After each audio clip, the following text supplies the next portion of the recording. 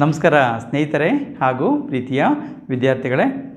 ದ್ವಿತೀಯ PUC ರಾಜ್ಯಶಾಸ್ತ್ರ ವಿಷಯಕ್ಕೆ ಸಂಬಂಧಪಟ್ಟಂತೆ ನಾವು ಹಿಂದಿನ ಒಂದು ವಿಡಿಯೋದಲ್ಲಿ ಅಧ್ಯಾಯ 4ಕ್ಕೆ ಸಂಬಂಧಪಟ್ಟಂಥ ಪರಿಷ್ಕೃತ ಪ್ರಶ್ನಾಕೋಟಿ ಏನಿದೆ ಅದರ ಒಂದು ಅಂಕದ ಪ್ರಶ್ನೋತ್ತರಗಳನ್ನ ತಿಳ್ಕೊಂಡಿದ್ವಿ. ಈ ಒಂದು ವಿಡಿಯೋದಲ್ಲಿ ನಾವು ಅಧ್ಯಾಯ 8 ಇದರ ಒಂದು ಪರಿಷ್ಕೃತ ಒಂದು ಪ್ರಶ್ನಾಕೋಟಿ ಏನಿದೆ ಅಂದರೆ ರಿವೈಸ್ಡ್ ಕ್ವಶನ್ ಬ್ಯಾಂಕ್ ಏನಿದೆ ಅದರಲ್ಲಿ ಬರುವಂಥ ಬಹು ಆಯ್ಕೆ ಪ್ರಶ್ನೆಗಳು, ಹಾಗೆ ಬಿಟ್ಟ ಸ್ಥಳ ತುಂಬುವಂಥ ಪ್ರಶ್ನೆಗಳು, ಹೊಂದಿಸಿ ಬರೆಯುವಂಥ ಪ್ರಶ್ನೆಗಳು, ಹಾಗೆ ಒಂದು ಅಂಕದ ಪ್ರಶ್ನೆಗಳನ್ನ ನಾವು ಸಂಪೂರ್ಣವಾಗಿ ಉತ್ತರಗಳ ಸಮೇತ ನೋಡ್ತಾ ಹೋಗೋಣ. ಬನ್ನಿ, ನಾನು ನಿಮ್ಮ ಸ್ನೇಹಿತ ಸ್ವಾಮಿಗೌಡ HK. ನಾವೀಗ ನೇರವಾಗಿ ಈ ಪ್ರಶ್ನೆಗಳನ್ನ ನೋಡ್ತಾ ಹೋಗೋಣ. ನೋಡಿ, ಅಧ್ಯಾಯ 8 ಅಂತಾರಾಷ್ಟ್ರೀಯ ಸಂಬಂಧಗಳು ಮತ್ತು ವ್ಯವಸ್ಥೆ. ನೋಡಿ, ಈ ಒಂದು ಅಧ್ಯಾಯದಲ್ಲಿ ಮೊದಲನೇದಾಗಿ ಬಹು ಆಯ್ಕೆ ಪ್ರಶ್ನೆಗಳನ್ನ ನೀಡಲಾಗಿದೆ. ಈ ಕೆಳಗಿನ ಪ್ರಶ್ನೆಗಳಿಗೆ ಸರಿಯಾದ ಉತ್ತರಗಳನ್ನ ಆಯ್ಕೆ ಮಾಡಿ ಬರೆಯಿರಿ ಅಂತ ಇರುತ್ತೆ. ನೋಡಿ, ಈ ಒಂದು ಪ್ರಶ್ನೆಗಳನ್ನ ನಾವು ಈಗ ನೋಡ್ತಾ ಹೋಗೋಣ. ಮೊದಲನೇ ಒಂದು ಪ್ರಶ್ನೆ ನೀವು ಗಮನಿಸ್ಬೋದು. ಇಲ್ಲಿ ಅಂತಾರಾಷ್ಟ್ರೀಯ ಎಂಬ ಪದವನ್ನು ಮೊಟ್ಟ ಬಾರಿಗೆ ಬಳಸಿದವರು ಅಂತ ಇದೆ.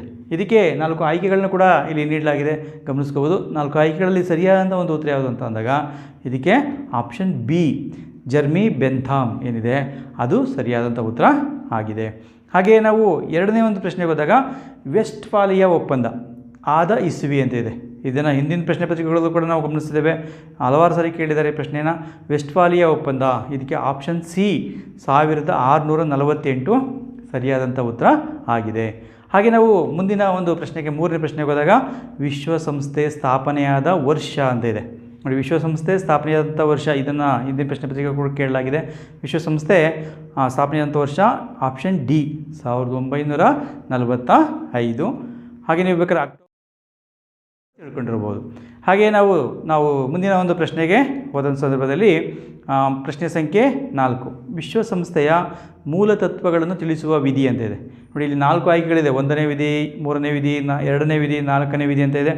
ಸರಿಯಾದ ಉತ್ತರ ಆಪ್ಷನ್ ಸಿ 2ನೇ ವಿಧಿಯಲ್ಲಿ ವಿಶ್ವಸಂಸ್ಥೆಯ ಮೂಲ ತತ್ವಗಳ ಬಗ್ಗೆ ತಿಳಿಸಲಾಗಿದೆ, ಅದನ್ನು ಬರೀಬೇಕಾಗುತ್ತೆ. ಹಾಗೆ ನಾವು ಮುಂದಿನ ಒಂದು ಪ್ರಶ್ನೆಗೆ ಹೋದಂಥ ಸಂದರ್ಭದಲ್ಲಿ 5ನೇ ಒಂದು ಪ್ರಶ್ನೆ ನೋಡಿದಾಗ ಪ್ರಸ್ತುತ ವಿಶ್ವಸಂಸ್ಥೆಯ ಒಟ್ಟು ಸದಸ್ಯ ರಾಷ್ಟ್ರಗಳ ಸಂಖ್ಯೆ ಎಷ್ಟು ಅಂತ ಇದೆ. ಇಲ್ಲಿ ಒಂದು ಸಂಖ್ಯೆ ಎಷ್ಟಿದೆ ಅಂತ ಕೇಳಿದಾಗ ಇದಕ್ಕೆ 4 ಆಯ್ಕೆಗಳು ನೀಡಲಾಗಿದೆ, ಗಮನಿಸ್ಕೊಳ್ಳಿ. ಸರಿಯಾದಂಥ ಉತ್ತರ ಆಪ್ಷನ್ ಸಿ 193 ಇದು ಸರಿಯಾದಂಥ ಉತ್ತರ ಆಗಿದೆ. ಹಾಗೆ ನಾವು ಮುಂದಿನ ಒಂದು ಪ್ರಶ್ನೆಗೆ ಹೋಗೋಣ. 6ನೇ ಒಂದು ಪ್ರಶ್ನೆ ವಿಶ್ವಸಂಸ್ಥೆಯ ಶಕ್ತಿಶಾಲಿ ಅಂಗ ಅಂತ ಇದೆ. ವಿಶ್ವಸಂಸ್ಥೆಯಲ್ಲಿ 6 ಅಂಗಗಳಿದೆ. ವಿಶ್ವಸಂಸ್ಥೆಯಲ್ಲಿರುವಂಥ 6 ಅಂಗಗಳಲ್ಲಿ 4 ಅಂಗಗಳನ್ನು ನಿಮಗೆ ನೀಡಲಾಗಿದೆ. ಅದರಲ್ಲಿ ಶಕ್ತಿಶಾಲಿ ಅಂಗ ಯಾವುದು ಅಂತ ನಾವು ಗುರ್ತು ಮಾಡಿ ಬರೆದಾಗ ಅದು ವಿಶ್ವಸಂಸ್ಥೆಯ ಭದ್ರತಾ ಮಂಡಳಿ, ಆಪ್ಷನ್ ಬಿ ಸರಿಯಾದಂಥ ಉತ್ತರ ಆಗಿದೆ. ಹಾಗೆ ನಾವು 7ನೇ ಪ್ರಶ್ನೆಗೆ ಹೋಗೋಣ. ನೋಡಿ, ಇಲ್ಲೊಂದು ಚಿತ್ರವನ್ನು ಕೊಡಲಾಗಿದೆ, ಚಿತ್ರವನ್ನು ಗಮನಿಸ್ಕೊಳ್ಳಿ. ಈ ಚಿತ್ರವನ್ನು ಪರಿಗಣಿಸಿ ಅದರ ಒಟ್ಟು ಸದಸ್ಯರ ಸಂಖ್ಯೆಯನ್ನು ಬರೆಯಿರಿ ಅಂತ ಇದೆ. ಅಂದರೆ ಒಟ್ಟು ರಾಷ್ಟ್ರಗಳು ಎಷ್ಟಿದೆ ಅಂತ ಬರೀಬೇಕಾಗುತ್ತೆ. ಆಪ್ಷನ್ ನೀಡಲಾಗಿದೆ, ಗಮನಿಸ್ಕೊಳ್ಳಿ. 9, 10, 11, 12 ಅಂತ ನೀಡಲಾಗಿದೆ. ಇದು ಆಸಿಯಾನ್, ಅಲ್ಲಿ ಚಿತ್ರದಲ್ಲೇ ನಿಮಗೆ ಗೊತ್ತಾಗುತ್ತೆ. ಆಸಿಯಾನ್ ರಾಷ್ಟ್ರಗಳ ಸಂಖ್ಯೆ ಎಷ್ಟು ಅಂತ ನೋಡಿದಾಗ ಅವುಗಳ ಸಂಖ್ಯೆ 10 ಇದೆ, 10 ಸದಸ್ಯರನ್ನು ಹೊಂದಿದೆ. ಹಾಗಾಗಿ ಆಪ್ಷನ್ ಬಿ 10 ಸರಿಯಾದಂಥ ಉತ್ತರ ಆಗಿದೆ. ಹಾಗೆ 8ನೇ ಪ್ರಶ್ನೆಗೆ ನಾವು ಹೋದಾಗ ಸಾರ್ಕ್ ಸ್ಥಾಪನೆಯಾದ ವರ್ಷ. ಇದು ತುಂಬ ಸುಲಭವಾದ ಪ್ರಶ್ನೆ, ತುಂಬ ಸಲ ಪ್ರಶ್ನೆಯನ್ನು ಕೇಳಿದ್ದಾರೆ. 1985 ಆಪ್ಷನ್ ಸಿ ಏನಿದೆ ಇದು ಸರಿಯಾದಂಥ ಉತ್ತರ ಆಗಿದೆ. ಹಾಗೆ ನಾವು ಇನ್ನೊಂದು ಪ್ರಶ್ನೆ 9ನೇ ಪ್ರಶ್ನೆ ಸಾರ್ಕ್ನ ಒಟ್ಟು ಸದಸ್ಯ ರಾಷ್ಟ್ರಗಳ ಸಂಖ್ಯೆ ಅಂತ ಇದೆ. ಸಾರ್ಕ್ನ ಒಟ್ಟು ಸದಸ್ಯ ರಾಷ್ಟ್ರಗಳ ಸಂಖ್ಯೆ ಎಷ್ಟು? 5, 6, 8, 10 ಅಂತ ಇದೆ. ಒಂದು ವೇಳೆ ನಿಮಗೆ 7 ಕೊಟ್ಟಿದ್ರೆ ಸ್ವಲ್ಪ ಗೊಂದಲ ಆಗ್ತಾಯಿತ್ತು, ಆದರೆ 7ಅನ್ನು ಇಲ್ಲಿ ಕೊಟ್ಟಿಲ್ಲ.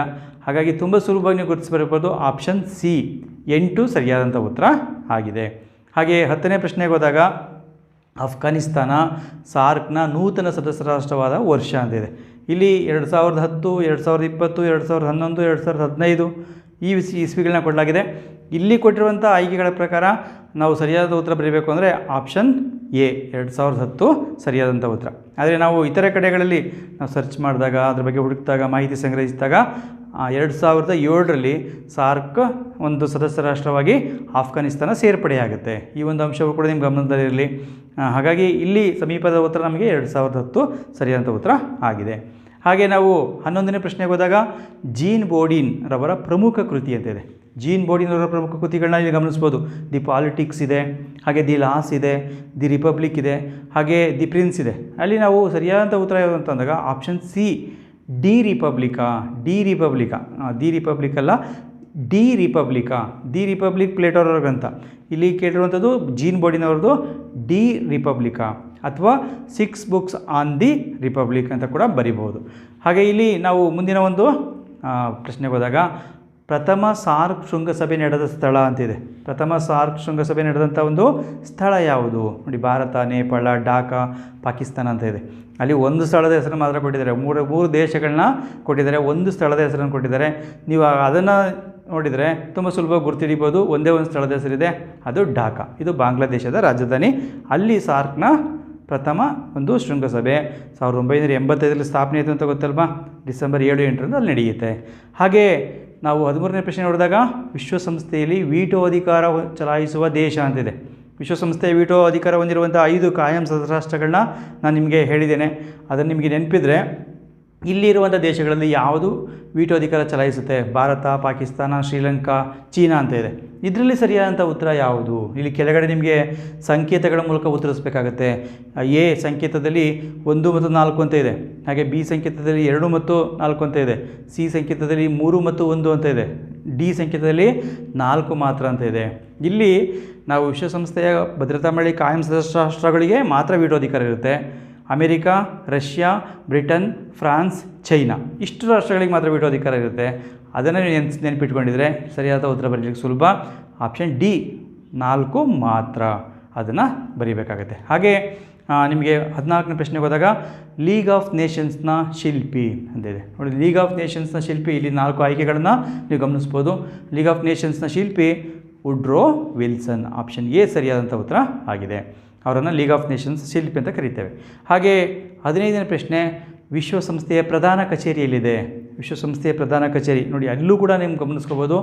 3 ದೇಶಗಳ ಹೆಸರುಗಳು ಕೊಡಲಾಗಿದೆ, ಒಂದು ಸ್ಥಳದ ಹೆಸರು ಕೊಟ್ಟಿದ್ದಾರೆ. ಹಾಗಾಗಿ ನಿಮ್ಗೆ ತುಂಬ ಸುಲಭವಾಗಿ ಗುರುತಿಸಿ ಬರೀಬೋದು ವಿದ್ಯಾರ್ಥಿಗಳು. ಸಾಧಾರಣವಾದಂಥ ಪ್ರಶ್ನೆ ಇದು. ಇಂಗ್ಲೆಂಡು, ಕೆನಡಾ, ಆಸ್ಟ್ರೇಲಿಯಾ ಎಲ್ಲ, ನ್ಯೂಯಾರ್ಕ್ ಅಂತ ಇದೆ, ಸ್ಥಳ ಅದೇ ಹೆಸರು. ಹಾಗಾಗಿ ನೀವು ಪ್ರಧಾನ ಕಚೇರಿ ಅಲ್ಲಿ ಗುರುತಿಸಿ ಬರೀಬೋದು ಸುಲಭವಾಗಿ. ಡಿ ನ್ಯೂಯಾರ್ಕ್ ಅದನ್ನು ಉತ್ತರ ಬರೀಬೇಕಾಗುತ್ತೆ. ಹಾಗೆ 16ನೇ ಪ್ರಶ್ನೆಗೆ ಹೋದಾಗ ಮೊಟ್ಟ ಮೊದಲ ಭಾರತ ಆಸಿಯಾನ್ ಶೃಂಗಸಭೆ ನಡೆದ ವರ್ಷ ಅಂತಿದೆ. ಮೊಟ್ಟ ಮೊದಲ ಭಾರತ ಆಸಿಯಾನ್ ಶೃಂಗಸಭೆ ನಡೆದ ವರ್ಷ ಇಲ್ಲಿ ಇಸ್ವಿಗಳನ್ನ ಗಮನಿಸ್ಬೋದು.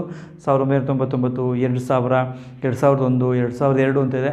ಸರಿಯಾದಂಥ ಉತ್ತರ ಅದಕ್ಕೆ 2002. ಆಪ್ಷನ್ ಡಿ ಸರಿಯಾದಂಥ ಉತ್ತರ ಆಗಿದೆ.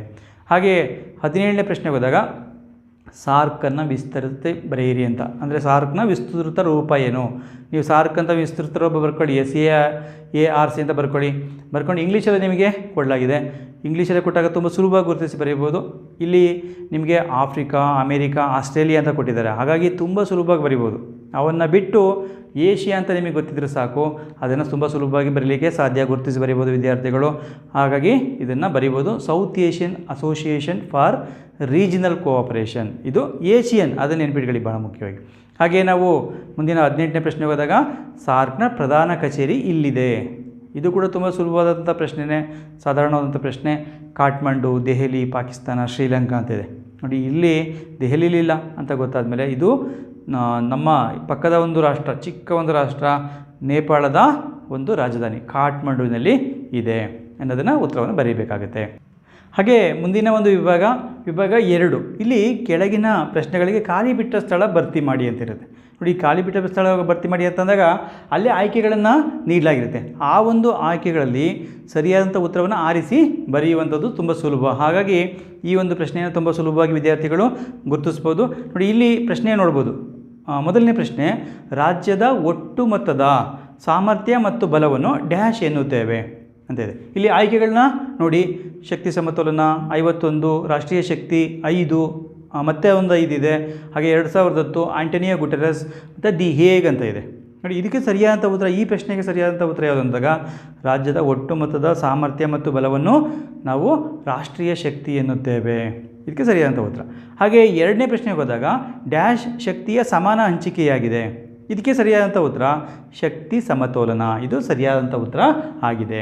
ಹಾಗೆ ನಾವು 3ನೇ ಪ್ರಶ್ನೆಗೆ ಹೋದಾಗ ವಿಶ್ವಸಂಸ್ಥೆಯ ಸನದಿಗೆ ಸಹಿ ಮಾಡಿದ ಮೂಲ ಸದಸ್ಯ ರಾಷ್ಟ್ರಗಳ ಸಂಖ್ಯೆ ನಾನು ಮೊದಲೇ ಕೊಟ್ಬಿಟ್ಟಿದ್ದೇನೆ 51. ಹಾಗೆ 4ನೇ ಒಂದು ಪ್ರಶ್ನೆ ನೋಡುವಂಥದ್ದು, ಭದ್ರತಾ ಮಂಡಳಿಯ ಕಾಯಂ ಸದಸ್ಯ ರಾಷ್ಟ್ರಗಳ ಸಂಖ್ಯೆ ಎಷ್ಟು ಡ್ಯಾಶ್ ಅಂತ ಇದೆ. ಇದಕ್ಕೆ ಸರಿಯಾದಂಥ ಉತ್ತರ ಅಲ್ಲಿ ನೋಡಿ, ನಿಮಗೆ ಒಂದು ಅಂಕಿಲ್ ಕೊಟ್ಟಿದ್ದಾರೆ 5 ಅಂತೇಳಿ, ಇನ್ನೊಂದು ಪದಗಳಲ್ಲಿ ನಿಮಗೆ ಕೊಟ್ಟಿದ್ದಾರೆ ವರ್ಡಲ್ಲಿ, ಅದನ್ನು ಗಮನಿಸ್ಕೊಳ್ಳಿ. ಯಾವ್ದು ಬೇಕಾದ್ರೂ ಬರಿಬೋದು. ನಿಮಗೆ ಕಾಯಂ ಸದಸ್ಯ ರಾಷ್ಟ್ರಗಳ ಸಂಖ್ಯೆ 5, ಅದು ಸರಿಯಾದಂಥ ಉತ್ತರ ಆಗಿದೆ. ಹಾಗೆ ನಾವು ಮುಂದಿನ ಒಂದು ಪ್ರಶ್ನೆಗಳಿಗೆ ಹೋದಾಗ ಬ್ರಿಕ್ಸ್ನ ಒಟ್ಟು ಸದಸ್ಯ ರಾಷ್ಟ್ರಗಳ ಸಂಖ್ಯೆ ಅಂತಿದೆ. ಬ್ರಿಕ್ಸ್ನ ಒಟ್ಟು ರಾಷ್ಟ್ರಗಳ ಸಂಖ್ಯೆ ಎಷ್ಟು ಅಂತ ಅಂದಾಗ 5. ಅಲ್ಲೇ ನಿಮಗೆ ಪದಗಳಲ್ಲೇ ಇದೆ BRICS ಅಂತ ಇದೆ. ಆ 5 ರಾಷ್ಟ್ರಗಳ ಹೆಸರನ್ನು ಬರೀಬೇಕಾಗಿದೆ. ಈಗ ಅದರ ಒಂದು ವಿಸ್ತರಣೆ ಕೂಡ ಆಗಿದೆ, ಇತ್ತೀಚೆಗೆ ಸದಸ್ಯ ರಾಷ್ಟ್ರಗಳ ಸಂಖ್ಯೆ ಜಾಸ್ತಿ ಆಗಿದೆ. ಬಟ್ ಇದೇ ಉತ್ತರವನ್ನು ನೀವು ತಿಳ್ಕೊಂಡಿದ್ರೆ ಸಾಕು ಸದ್ಯಕ್ಕೆ, ಇವಾಗ ಇನ್ನೂ ಅಪ್ಡೇಟ್ ಆಗಿಲ್ಲ ಪುಸ್ತಕದಲ್ಲಿ. ಹಾಗೆ ನಾವು 6ನೇ ಪ್ರಶ್ನೆಗೆ ಹೋದಾಗ ಡ್ಯಾಶ್ನಲ್ಲಿ ಅಂತಾರಾಷ್ಟ್ರೀಯ ನ್ಯಾಯಾಲಯವಿದೆ. ನೋಡಿ, ಡ್ಯಾಶ್ನಲ್ಲಿ ಅಂತಾಗ ಸರಿಯಾದಂಥ ಉತ್ತರ ದಿ ಹೇಗ್ ಎಂಬಲ್ಲಿ ಅಂತ ಉತ್ತರವನ್ನು ಬರೀಬೇಕಾಗುತ್ತೆ. ಹಾಗೆ 7ನೇ ಪ್ರಶ್ನೆ ನೋಡುವಂಥದ್ದು, ಡ್ಯಾಶ್ರಲ್ಲಿ ದಕ್ಷಿಣ ಆಫ್ರಿಕಾ ಬ್ರಿಕ್ಸ್ನ ಸದಸ್ಯ ರಾಷ್ಟ್ರವಾಯಿತು ಅಂತ ಇದೆ. ಇದಕ್ಕೆ ಸರಿಯಾದಂಥ ಒಂದು ಉತ್ತರ 2010. ಈ ಹಿಂದೆ ಕೂಡ ಪ್ರಶ್ನೆ ಕೇಳಿದ್ದಾರೆ, ಹಾಗಾಗಿ ಭಾಳ ಮುಖ್ಯವಾದ ಪ್ರಶ್ನೆ, ಗಮನಿಸ್ಕೊಳ್ಳಿ. ಹಾಗೆ ನೆಕ್ಸ್ಟ್ 8ನೇ ಪ್ರಶ್ನೆಗೆ ಹೋಗುವಂಥದ್ದು, ಡ್ಯಾಶ್ ರವರು ವಿಶ್ವಸಂಸ್ಥೆಯ ಪ್ರಧಾನ ಕಾರ್ಯದರ್ಶಿ ಆಗಿರುವರು ಅಂತ ಇದೆ. ಡ್ಯಾಶ್ ರವರು, ಇಲ್ಲಿ ಒಂದೇ ಒಂದು ಹೆಸರಿದೆ, ನಿಮಗೆ ತುಂಬ ಸುಲಭ ಗುರುತಿಸಿ ಬರಿಬೋದು, ಆಂಟೋನಿಯೋ ಗುಟೆರೆಸ್. ನೋಡಿ, ಈ ಒಂದು ಇಲ್ಲಿ ಸುಲಭ ಗುರುತಿಸ್ಬೋದು, ಆದರೆ ಈ ಎಲ್ಲ ಚಾಪ್ಟರ್ಗಳ ಪ್ರಶ್ನೆಗಳನ್ನ ಕೊಟ್ಟಾಗ ನಿಮಗೆ ಅದನ್ನು ತಿಳ್ಕೊಂಡಿರಬೇಕು, ಹಾಗಾಗಿ ಗುರುತಿಸಿ ಬರಲಿಕ್ಕೆ ಆಗುತ್ತೆ. ಅದನ್ನು ಚೆನ್ನಾಗಿ ಓದ್ಕೊಳ್ಳಿ, ಆಂಟೋನಿಯೋ ಗುಟೆರೆಸ್. ಹಾಗೆ ನಾವು ಮುಂದೆ ಒಂದು ಪ್ರಶ್ನೆ ವಿಭಾಗಕ್ಕೆ ಹೋದಾಗ 3ನೇ ವಿಭಾಗ ಹೊಂದಿಸಿ ಬರೆಯಿರಿ ಅಂತಿದೆ. ಇಲ್ಲಿ ನಿಮಗೆ ತುಂಬ ಸುಲಭವಾಗಿ 2 ಪಟ್ಟಿಗಳನ್ನ ಕೊಡಲಾಗಿದೆ.